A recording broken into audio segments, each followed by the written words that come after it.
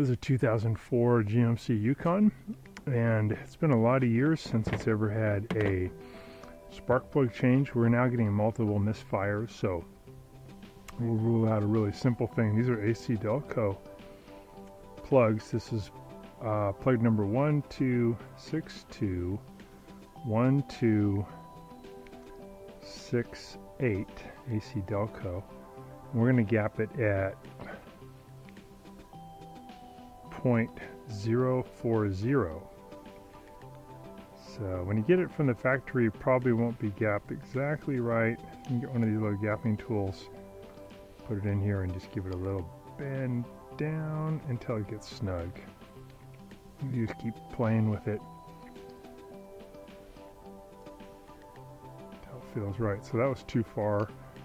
So I can grab it and I can just bend it back a tiny bit and then try it again. So just keep doing that until you get all of your plugs at the right gap.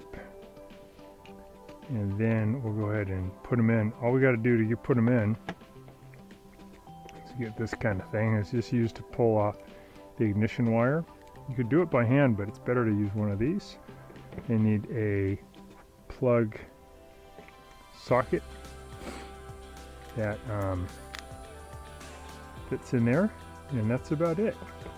So we're going to do, first one will be spark plug number 1. So we're going to go this side of the car, we go 1, 2, 3, 4, and then 5, 6, 7, 8. Let's do 5 first step. We're going to grab our spark plug boot pliers. Get a little light on there. Okay. And I'm going to grab the boot. Use my other hand too. I'm going to wiggle, pull back. I don't want to pull the wire. I want to pull the boot. And that came off. And also this piece comes off. So it's the rubber boot as well as this metal cover. And then you have access to the spark plug. So I'm going to get our wrench on there. You can see it's a little bit of an angle. Set it for loosen.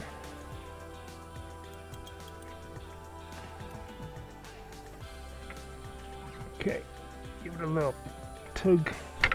There we go. That loosened up pretty good. So they probably put anti-seizing compound on the threads when they installed this. This is actually the factory install from 2004. These have never been changed. That's pretty cool that it just comes off that easily. And then I think what I'll do is just get my socket on there and then probably just spin it off by hand.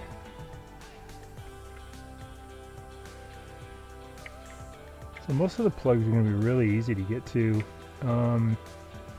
This is again 5, that's 6, that's 7, and 8. 8's a little tricky because it's way back there in the corner. Or if you get a P0300 code, that's multiple misfires. Sometimes that can be caused by a couple of the spark plugs just having trouble. Okay, looks like it's almost out. Spinning it by hand now. They have really long threads, so it takes a bit of spinning. Here's the original plug. So it's pretty good. It's got a little bit of buildup of carbon on there, but it's light colored. I used to know what that means. I don't think that's entirely bad. I'm gonna put the gap on there. Yeah, so that's gapped pretty good, right at 0.040. So we're gapping the new one. And the one coming out of there is actually AC Delco also, so it's an exact match. That's cool.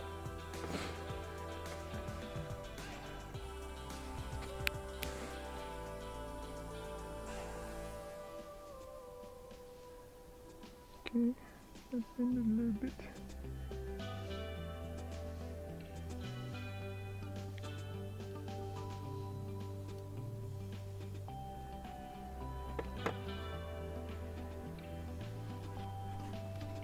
I've got my new one with a perfect gapping. I'm going to put it into my socket. The socket kind of holds it in there because it's got some rubber.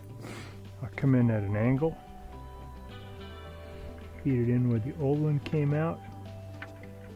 You just take your time here, just slowly, easily spin it, and you'll feel the threads catch. Just keep at it. I kind of wiggle them when I do that, and then they'll slowly feed on.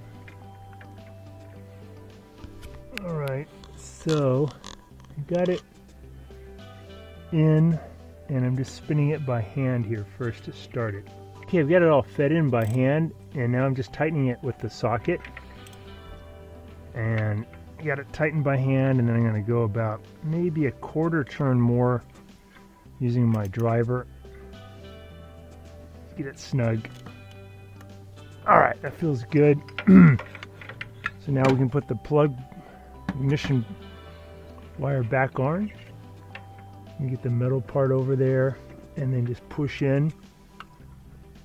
And maybe use two hands. Really get it in there tight. That's good. That's number 5. We're going to go to number 6 now. So we use our boot wrench, our boot pliers to grab the boot, pull back.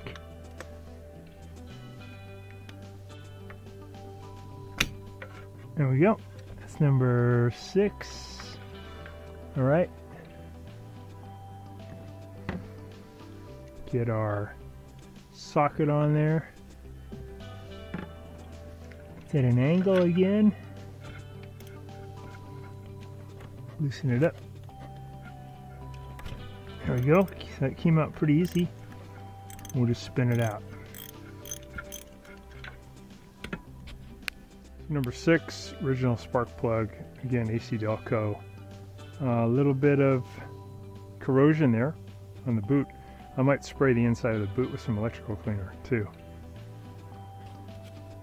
It's a brand new factory one. This just happened to be gapped already exactly at 0.040. Not always, but sometimes when you get them, they're gapped right. You got to consider though that during shipping and movement, if this thing bangs around, it could end up making it too loose or too tight. All right, so we're going to go ahead and put that one in because it's a tricky angle. Socket. Feed it in there at that angle that came out. Start spinning until the threads catch. Yeah, that one caught pretty quick. I'm going to just do a little bit by hand too. I think the only tricky one again is at the end there, number 8. Okay, that's as far as I go by hand. So I get my socket back on there. Set it to tighten.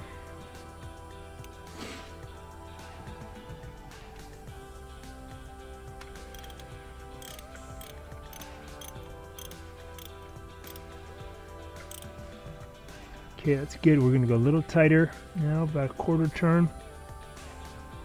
Nice. Okay, put on our ignition wire. Push in.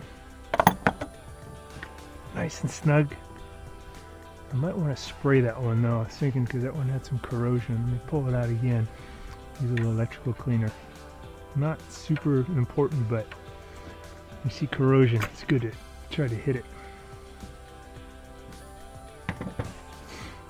Spray a little in there. Yeah, I can see some corrosion.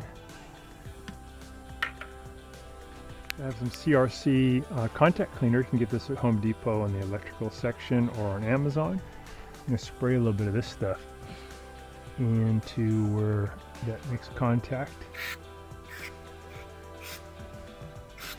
All right, cool. Put that on.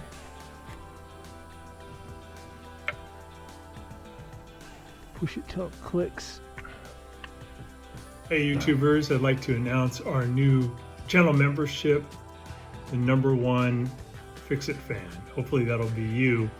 By joining, you're going to get some really good perks.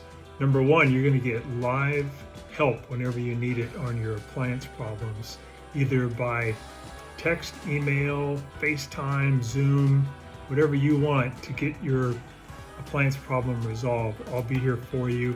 I'm now retired after 35 years of service as an appliance tech, and I have a lot of time where I like to help people. So I want to dedicate that time to my awesome channel members and subscribers. So by signing up, you'll get that live help. A lot of us have around 5 different appliances in our home, and they break down now and then. My goal is to save you money by getting some live help from me. Also, I'll be able to get you any kind of parts diagrams that you need. I'll get you